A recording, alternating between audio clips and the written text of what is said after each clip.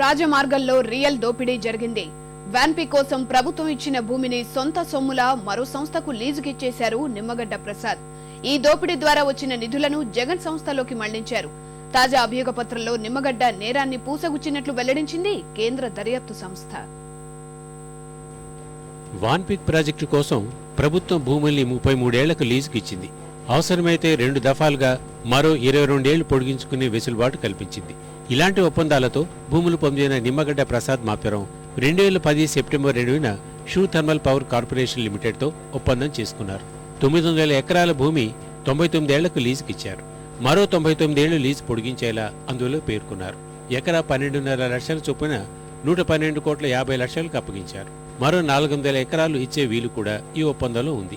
మరోవైపు 2010 ఆగస్టు 16న VANPIC projects private limited తరపున నిమ్మగడ్డ కోస్టల్ సిరోహి లిమిటెడ్ కంపెనీకి 700 ఎకరాలను ఎకరా 12.5 లక్షల చొప్పున 87,50 లక్షలకు ప్రకాశం జిల్లాలోని దేవరంపాడు, ఉలిచి గ్రామాల్లో ఇవ్వడానికి ఒప్పందం చేసుకున్నారు.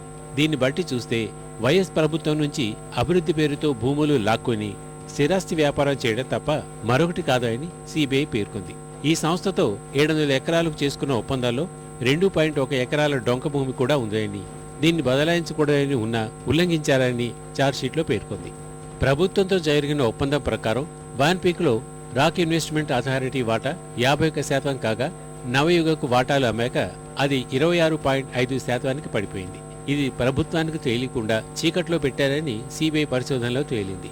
పోర్టుల నిర్మాణానికి నవయుగ కంపెనీతో ఒప్పందం చేసుకున్న తర్వాత నిమ్మగడ్డ వాటా 8.5%కి, రాక్ వాటా 28.5%కి పడిపోయింది.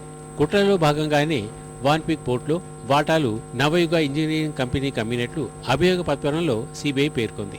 రాక్ ఇన్వెస్ట్మెంట్ అథారిటీకి, ఎన్ఈసీకి మధ్య జరిగిన ఒప్పందాల వల్ల అంతకుముందు రాక్కు, నిమ్మగడ్డకు మధ్య జరిగిన ఒప్పందానికి విలువ లేకుండా పోయింది. దీని కారణంగా వాన్పిక్ పోర్ట్స్ ప్రైవేట్ లిమిటెడ్, జెనెక్స్ ఎన్పవర్ కార్పొరేషన్ లిమిటెడ్లో ఎన్ఈసీ వాటా 65% అయింది. డైరెక్టర్ల బోర్డులో కూడా ఎన్ఈసీ ప్రతినిధుల ప్రాతినిధ్యం ఎక్కువ. ఇందుకోసం రాక్ అథారిటీకి 88 కోట్లు, నిమ్మగడ్డ గ్రూపునకు 122 కోట్ల రూపాయలు ఎన్ఈసీ చెల్లించింది. అదనంగా మరో 90 కోట్ల షేర్లు కూడా ఇచ్చింది.